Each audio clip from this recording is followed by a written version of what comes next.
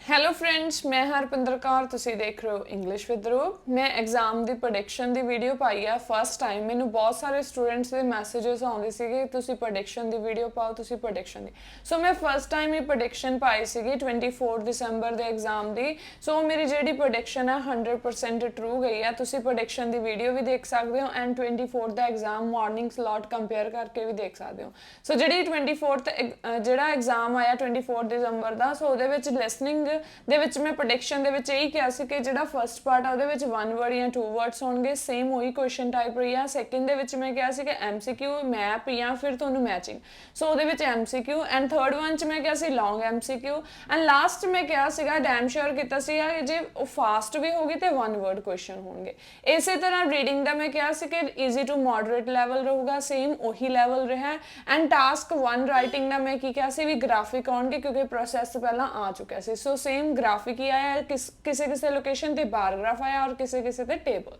And task 2 दी भी मैं तुहानूं कहा सी भी दो ही मोस्ट इंपॉर्टेंट टाइप्स ने, एक तां डिस्कशन बोथ व्यूज हो गया, एक ओपीनियन बेस्ड ऐसे हो गया। सो इन्हां दे विचों ही तुहानूं अनुमान लगाया सी मैं। सो उन्हां दे विचों ही टॉपिक आया डिस्कशन बोथ व्यूज ते।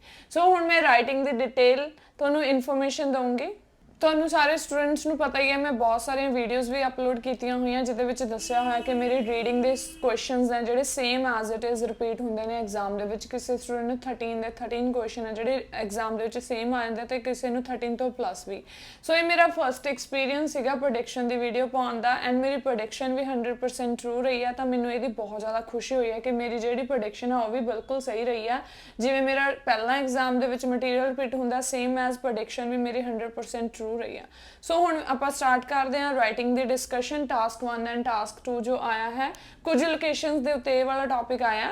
ਦ bar graph shows the number of people employed in different work places in one region of Australia in 2001 and 2008। So ਉਹਨਾਂ ਨੇ ਇੱਥੇ ਜਿਹੜਾ ਇਹ ਟੌਪਿਕ ਆਇਆ ਜਿਹੜਾ ਬਾਰ ਗ੍ਰਾਫ ਹੈ, ਠੀਕ ਹੈ, ਉਹਦੇ ਵਿੱਚ ਵਰਕ ਪਲੇਸਿਸ ਦੀ ਗੱਲ ਹੋਈ ਸੀ, ਇੰਪਲੋਇਮੈਂਟ ਦੀ ਗੱਲ ਹੋਈ ਸੀ। ਸੋ ਇਹ ਟੌਪਿਕ ਰਿਹਾ ਬਾਰ ਗ੍ਰਾਫ, ਠੀਕ ਹੈ, ਟਾਸਕ 1, ਠੀਕ ਹੈ। ਤੁਹਾਡੇ ਨਾਲ ਮੈਂ ਪਿਕਚਰ ਵੀ ਸ਼ੇਅਰ ਕੀਤੀ ਹੈ, ਤੁਸੀਂ ਉਹ ਵੀ ਦੇਖ ਸਕਦੇ ਹੋ। ਦੈਨ ਹੁਣ ਆਪਾਂ ਨੈਕਸਟ ਦੇਖਦੇ ਹਾਂ ਜੀ ਟਾਸਕ 2। ਟਾਸਕ 2 ਦੀ ਮੈਂ ਤੁਹਾਨੂੰ ਇਲੈਬੋਰੇਸ਼ਨ ਵੀ ਦਊਂਗੀ। ਇਲੈਬੋਰੇਸ਼ਨ ਇਸ ਲਈ ਦੇ ਰਹੀ ਹਾਂ ਕਿ ਜਿਹੜਾ ਟਾਸਕ 2 ਹੈ ਇਹੀ ਸੇਮ ਐਗਜ਼ਾਮ ਦੇ ਵਿੱਚ ਪਹਿਲਾਂ ਵੀ ਆ ਚੁੱਕਿਆ 15 ਸੈਪਟੰਬਰ ਨੂੰ।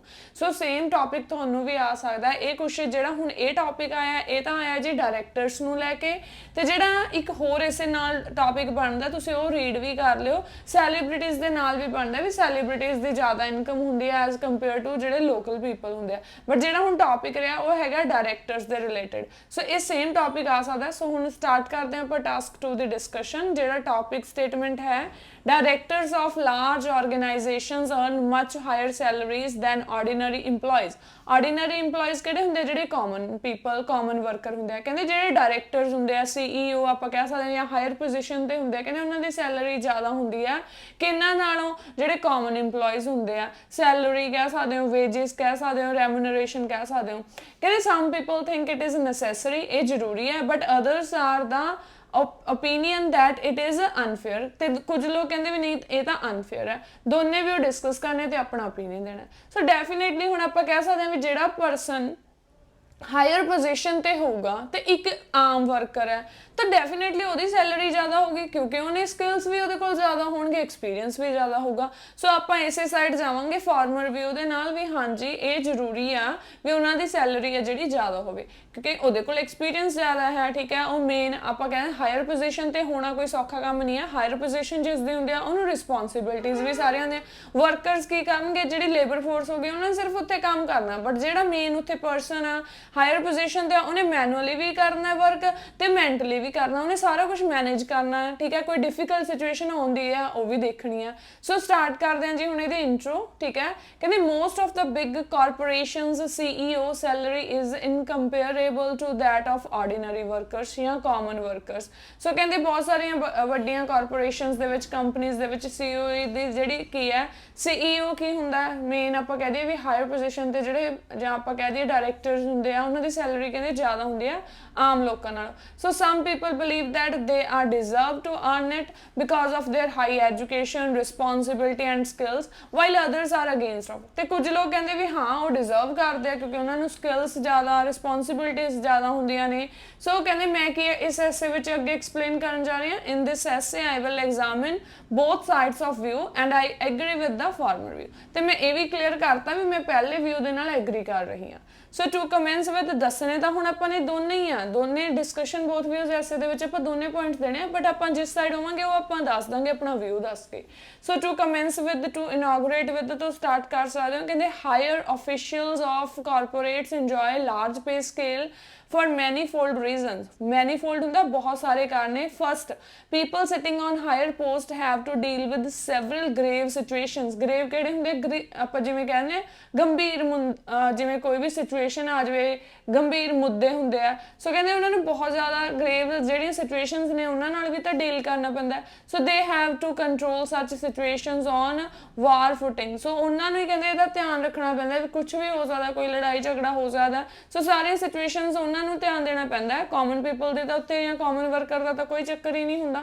ਸੋ ਹੇਅਰ ਕਹਿੰਦੇ their decision making and intellectual level are tested for which they are paid ਇਨੋਰਮਸਲੀ। ਸੋ ਕਹਿੰਦੇ ਇੱਥੋਂ ਪਤਾ ਲੱਗਦਾ ਹੈ ਤਾਂ ਕਰਕੇ ਜਿਹੜੀ ਉਹਨਾਂ ਦੀ ਸੈਲਰੀ ਹੈ ਜ਼ਿਆਦਾ ਹੁੰਦੀ ਹੈ ਕਿਉਂਕਿ ਉਹਨਾਂ ਨੇ ਸਾਰਾ ਕੁਝ ਕੰਟਰੋਲ 'ਚ ਰੱਖਣਾ ਹੁੰਦਾ। Apart from this, people occupying executive post have coveted degrees and invaluable experience। coveted degrees ਕਿਹੜੀਆਂ ਹੁੰਦੀਆਂ ਵੀ ਹਾਇਰ, ਉਹਨਾਂ ਕੋਲ ਬਹੁਤ ਆਪਾਂ ਕਹਿੰਦੇ ਆ ਵੀ ਬਹੁਤ ਹਾਰਡ ਸਟੱਡੀਜ਼ ਕੀਤੀਆਂ ਹੁੰਦੀਆਂ ਤੇ ਉਹਨਾਂ ਕੋਲ ਬਹੁਤ ਜ਼ਿਆਦਾ ਐਕਸਪੀਰੀਅੰਸ ਹੁੰਦਾ ਹੈ। So they often start as a junior level EMPLOYEE and by virtue of their talent and hard work reach the top position. ਉਹ ਵੀ ਤਾਂ ਕਹਿੰਦੇ ਕਿ ਛੋਟੇ ਲੈਵਲ ਤੋਂ ਸਟਾਰਟ ਕਰਦੇ ਆ, ਬਟ ਜਿਹੜਾ ਉਹਨਾਂ ਦਾ ਹਾਰਡ ਵਰਕ, ਡੈਡੀਕੇਸ਼ਨ ਦੇ ਕਾਰਨ ਕਹਿੰਦੇ ਉਹ ਹਾਇਰ ਪੋਜੀਸ਼ਨਸ ਤੇ ਰੀਚ ਕਰਦੇ ਆ ਸਕਿੱਲਸ ਦੇ ਕਾਰਨ।